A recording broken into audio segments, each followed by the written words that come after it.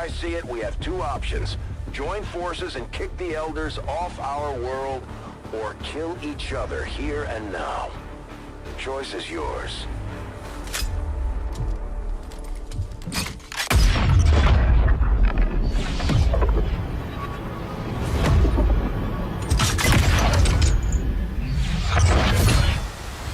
No one has ever done that before. No one shall ever do that again. What the hell is that? War of the Chosen for XCOM 2 is out, the expansion for XCOM 2. Is it worth it? Is it worth paying 40 euros or $40 or your regional equivalent for this expansion? The short answer to this is no.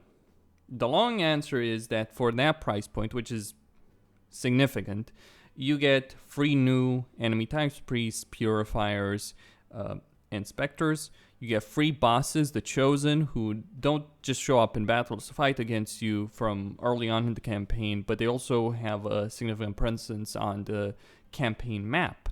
So they're trying to counter activities, they're trying to hinder your activities, lower your income, doing all kinds of things, and they might even attack the Avenger. You get free resistant sub-factions, Templars, Reapers, and Skirmishers, and you get new player classes, free new player classes, Reapers, Skirmishers, Templars. Though it's very difficult to recruit these. Like, they're very powerful, but it's also fairly difficult to get them. Like, I only got 4 soldiers, 3 of them. You get 1 soldier for each faction when you meet these factions. I mean, I guess they wanted to keep your numbers of these new soldier classes low because they knew what kind of power they were giving players with them. So I personally was only able to recruit 1 extra as opposed to the free soldiers that you get from these factions initially. But beyond that, couple of new maps, 3 unique missions, the one where we meet the Chosen, the one where the Chosen assault the Avenger. It's the same map regardless of which Chosen is attacking the Avenger. And then finally the Chosen Stronghold, which is virtually the same mission regardless of which Chosen you're going after. A bit of a different layout, but it virtually plays the same objective, same way of doing things. Obviously the Chosen use different tactics. There's the melee, the assassin, the melee one, the sniper, the hunter, and the psionic warlock. And you get unique weapons from these Chosens. 4 unique weapons, like a sniper, a shotgun, an assault rifle, and a pistol. And actually, there's also a katana, so 5 unique weapons in total from the Chosen. Is that worth the price? There's also plenty of bug fixes. Performance is significantly improved versus the vanilla game, though they're not going to add a lot of these bug fixes, these improvements that they had in War of the Chosen to XCOM 2. So there are certainly a good amount of features, but certainly not something worth 40 euros, $40. It's price gouging, and a lot of the DLC for both XCOM Enemy Unknown, Enemy Within, XCOM 2, was price gouged. They really are asking a lot of money for the kind of content that doesn't deserve that price. So my recommendation to people is to get it at a discount. Having said that, obviously the experience is much improved because of the performance fixes, because of the lack of crashes, though if there was one thing I've decided to not do after this point is ever play their game specifically on Iron Man again. And that's because the games are too unstable. I had sound issues, I had crashes at several points in my campaign, and then there are people who even lost their saves because your saves can be corrupted if you get crashes. So that's not an experience anyone wants to deal with. So I wouldn't recommend you try playing with Iron Man mode because of the various issues that exist with the game and with its stability, even for all the improvements that they've made. The performance issues were the biggest reason why I never replayed the XCOM 2. I tried, you can't get past the fact that the game has significant performance issues. It's a lot better with the expansion, but it should have run well by default. We're not talking here of an amazing looking game here running on some new amazing engine. It's actually a fairly old engine for all the improvements that they've added in it. So the performance issues are unacceptable. It's also unacceptable that they price gouge with the DLC, price gouge with the expansion, and then implement a lot of fixes in such an expensive expansion that they are not going to add to the base game. That to me is unacceptable. But there are obviously, there are some fairly significant improvements. Now, the biggest problem with XCOM 2 is that its combat by default suffers from a lot of issues, and they don't do anything to really fix that. Mods like Long War and Long War 2, they do make significant changes to the combat, they make significant changes within the system of combat that make it a lot more interesting, a lot more bearable. War of the Chosen doesn't do that. It gives you a bunch of new shiny toys, and also gives Annie a bunch of new shiny toys, introducing the Lost Faction. The Lost Faction, fairly easy to deal with. They're just a nuisance that prolongs missions by a lot because they can show up in regular missions against the Advent if you use explosive. If things blow up, the Lost can show up on missions.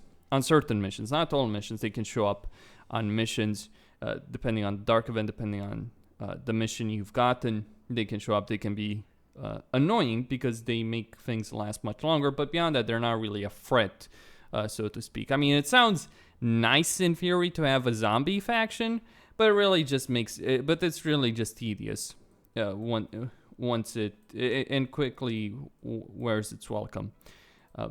Not really worth it. If this is the best they could do, they should try a lot harder than the zombie faction. The Chosen are a bit more interesting, certainly have dealing with bosses, but ultimately the biggest changes are the ability to double your HP and enemy HP, which is what I use, because the biggest problem in XCOM 2 and in XCOM Enemy Unknown even is that the early game is far more difficult than the medium and late game. Not if you double the HP of your soldiers and enemy soldiers. It's more interesting, it's more balanced until you just unlock all kinds of tricks and toys with your soldiers and just steamroll through enemies on the highest difficulty in the end game. But it does make the medium game at the very least a lot more interesting that they give you the option. Also the option to significantly increase turn timers, which means you don't deal with a lot less of the bullshit that there was in the base game with turn timers. I mean, it's just not really a great mechanic what they did turn timers. The fact that you have a very limited number of turns on certain missions, then you have a good amount of turns on other missions.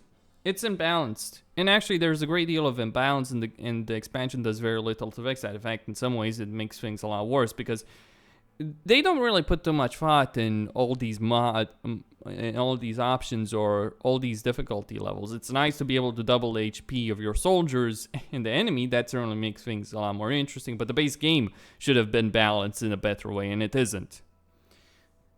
And on top of that, your soldiers can now get soldier bonds, which means one of your soldiers can give an extra action to a soldier he's bonded with, or they can do a dual strike where they both of them strike the same target without using an action point from the soldier from your other soldier. So one soldier basically takes a regular shot using dual strike, uses his actions. The other soldier doesn't use his actions.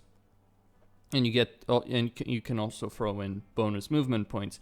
Towards the end of the game, with all the chosen weapons, bonded soldiers, all the tricks you get, you're just steamrolling through enemies. It's pathetically easy, even when you have sectopods with significantly more HP than in the vanilla game, or gatekeepers. Though, obviously, the change in HP, the doubling HP, makes certain enemies far more difficult to deal with, and far more of a threat, gatekeepers in particular, than they were in the vanilla game. But ultimately, there isn't a whole lot here added that makes it necessarily an interesting experience. That's probably the bigger point. It is more interesting and a lot more bearable to deal with the early game than there was in the vanilla game. It's very frustrating dealing with the early game in XCOM 2 by default. All the new classes, the changes, the options make it a lot more bearable, make the mid-game more interesting, but the end game is still going to be very much a slog to deal with. So they did improve the experience, but not by as much as they should have, and certainly not for the price they're asking for this game. On top of that, the final mission still remains boring as ever, and You know, they don't really have a great ideas here on display. I mean, this is what we've been waiting for when it comes to XCOM. This is all they could produce. There are mods better for their own games that deliver far more than what they delivered in this expansion and vastly improve the experience. There are other games made by far smaller companies that deliver a far better experience. So ultimately, here's my thoughts on War of the Chosen. It's a very expensive expansion made by a company that wants to milk its consumer base for all that it's worth and who really isn't doing as good of a job as they should be doing compared to mod makers or other companies. They can do a better job. They should do a better job. The foundations of the game, it's interesting. I'll admit, I like the foundation of the game, but I don't like a lot of the implementation of a lot of the things that they have in the game. I don't like the combat balance. I don't like, for instance, how battles actually work on a fundamental level. There are a lot of things they can do to improve. They haven't done things to improve them, and there's still significant issues that have carried over from XCOM 2 to War of the Chosen. Costin here on Serious Gaming signing out. Don't forget to subscribe and like the video. Thank you all for watching, and stay tuned for more.